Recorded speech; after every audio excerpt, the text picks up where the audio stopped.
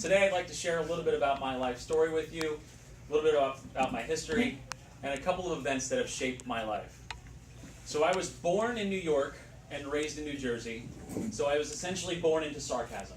So I have sarcasm, it's part of who I am. I'd like to apologize in advance if sarcasm comes out every once in a while. But what's it to you? That's all right. So I was born in an immigrant family. My father was from Sicily. My mother was from the Bronx, New York. I have two older brothers. One is 13 years older than me. The other one is 9 years older than me. So growing up, they used to call me the baby. The older you get, you realize that you're not the baby, you're the accident. And so I confronted my mom at some point, and I said, was I planned? And she said, well, you're the best accident ever. And I don't know what that means, but I go with it. So by the time I was born, my father was fully Americanized. Stop the timer. Was fully Americanized. And you can see this by the names of my brothers. My oldest brother's name is Alfredo Paul Ragusa.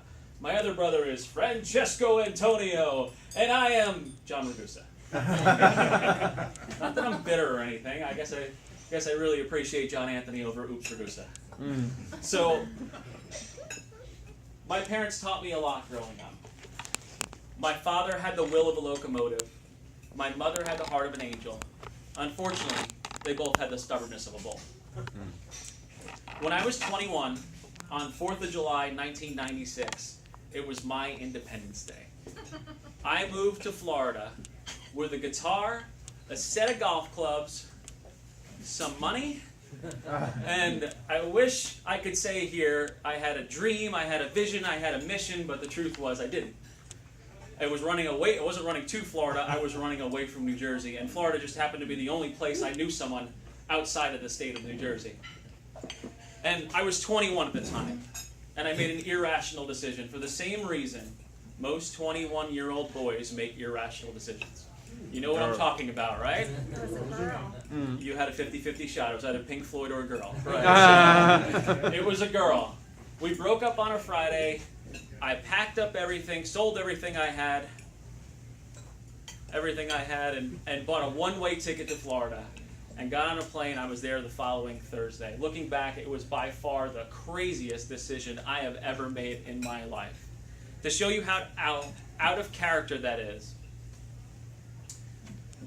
I take 6 months to research a car before I buy it now.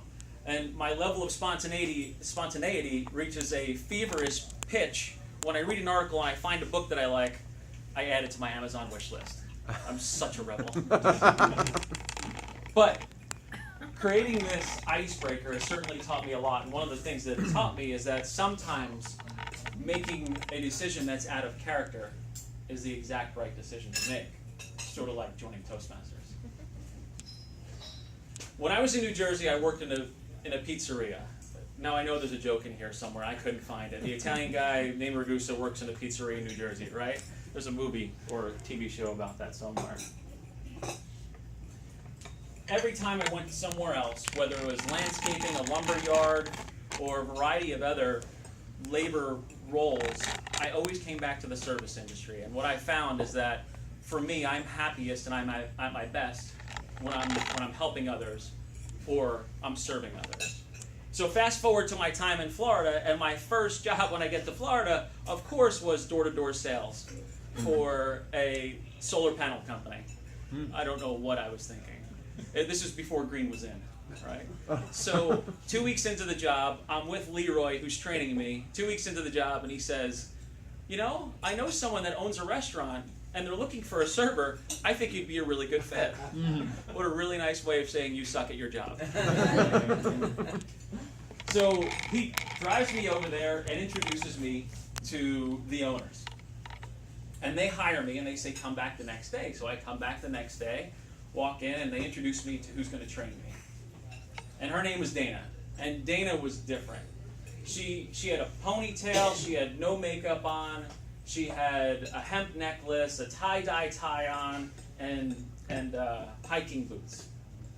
And That's like nothing I'd seen in New Jersey. In New Jersey, if your hair wasn't big and bold, you either just woke up or you were a tourist. Right? So she was different. And she trained me that day, and she hasn't stopped training me for 21 years. So. She is my Wonder Woman. She's amazing in so many ways. I am so fortunate that she's an amazing mother. She's an amazing wife. She's incredible in so many ways. She even comes with her own truth lasso. Truth lasso. So, I definitely married up. 6 years ago, we had our first daughter. Her name is Gabriella. She has an obsession with soccer and princesses. Last year, we had our second daughter, Grace, and she's only a year old. So essentially, she's obsessed with her feet. I want to thank all of you for allowing me to take you on this journey through my life and showing you how an accident, my Amazon wish list, an obsession with feet, and Wonder Woman fit into my life story. Madam Toastmaster.